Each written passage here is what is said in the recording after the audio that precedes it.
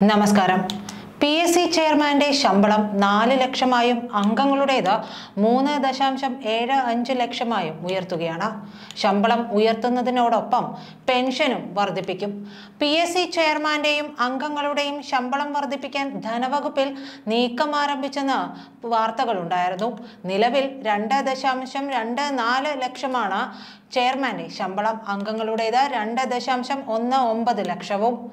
UPSCയിൽ വെറും 9 അംഗങ്ങളാണ് ഉള്ളതെങ്കിൽ കേരളത്തിൽ 21 PSC അംഗങ്ങളുണ്ട്. രാഷ്ട്രീയ നിയമനങ്ങളാണ് ഇവ. PSC അംഗമാകാൻ പ്രത്യേകിച്ച് വിദ്യാഭ്യാസ യോഗ്യത നിഷ്കർഷിക്കുന്നില്ല. രാഷ്ട്രീയ കൊടി പിടിച്ചാൽ PSC അംഗമാകാം എന്നതാണ് അവസ്ഥ. പുതിയ ശുപാർശയിൽ ചെയർമാൻ ആനുകൂല്യങ്ങളടക്കം 4 ലക്ഷവും അംഗങ്ങൾക്ക് 3.75 ലക്ഷവും ശമ്പളമായി നൽകണമെന്നാണ് നിർദ്ദേശിച്ചിരിക്കുന്നത്. സമാനമായി പെൻഷനിലും വർധനയുണ്ട്. നിലവിൽ ചെയർമാന് ലഭിക്കുന്ന പെൻഷനായ 1.25 ലക്ഷം രൂപ 2.5 ലക്ഷവും അംഗങ്ങൾക്കുള്ള 1.2 ലക്ഷവും 2.25 ലക്ഷവും ആക്കണമെന്നാണ് ശുപാർശ. ജില്ലാ ജഡ്ജിമാരുടെ സൂപ്പർ ടൈം സ്റ്റേയിലും കേന്ദ്ര നിരക്കിലുള്ള DAയും നൽകണമെന്നാണ് ശുപാർശയുടെ ഉള്ളടക്കം. കഴിഞ്ഞ മന്ത്രിസഭാ യോഗത്തിൽ ഇക്കാര്യം പരിഗണനയ്ക്ക് വന്നെങ്കിലും തീരുമാനമെടുത്തിരുന്നില്ല. സർക്കാർ കടുത്ത സാമ്പത്തിക പ്രതിസന്ധി നേരിടുന്നതിനാൽ ശുപാർശ ഒന്നുകൂടി വിലയിരുത്തി തീരുമാനിക്കണമെന്നാണ് ധാരണ. പരിഷ്കരിക്കുന്ന ശമ്പളത്തിന് 2016 മുതൽ പ്രാബല്യം നൽകണമെന്നും നിർദ്ദേശമുണ്ട്.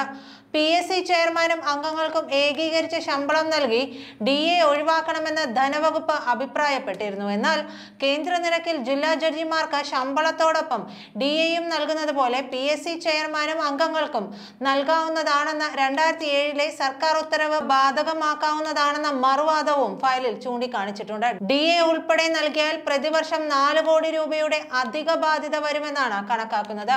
PSC ചെയർമാനും അംഗങ്ങളും ഭരണഘടനാ പദവി വഹിക്കുന്നവരായതിനാൽ കേന്ദ്ര സർക്കാരിൽ സമാന തസ്തികയുമായി ചേർന്ന് പോകുന്നതാകണം ശമ്പളവും ആനുകൂല്യങ്ങളും എന്നാണ് ശമ്പള വർധനയ്ക്കുള്ള കാരണമായി ചൂണ്ടിക്കാണിക്കുന്നത്.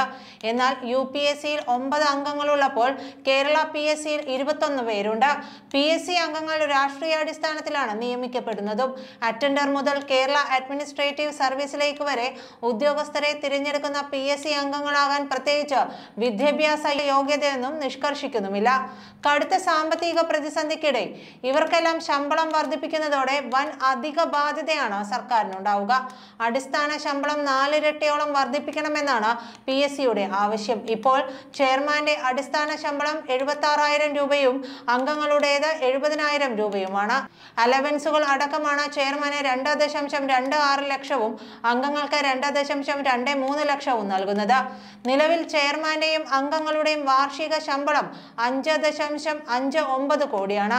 വർധന അംഗീകരിച്ചാൽ 9.48 കോടിയാകും. ചീഫ് സെക്രട്ടറിയുടെ എല്ലാ ആനുകൂല്യങ്ങളും ചെയർമാനും അംഗങ്ങൾക്കുമുണ്ട്. കുടുംബാംഗങ്ങളുടെ ചികിത്സ ഉൾപ്പെടെ സൗജന്യമാണ്. ശമ്പള വർധന വന്നാൽ കേരളത്തിൽ ഏറ്റവും അധികം ശമ്പളം വാങ്ങുന്ന ഉദ്യോഗസ്ഥരുടെ കൂട്ടത്തിലാകും PSC അംഗങ്ങളും. ഇപ്പോൾ തന്നെ മന്ത്രിമാരെക്കാൾ ശമ്പളം PSC അംഗങ്ങൾക്കുണ്ട്. മന്ത്രിമാരുടെ മാസ ശമ്പളം 1 ലക്ഷത്തിൽ താഴെയാണ്.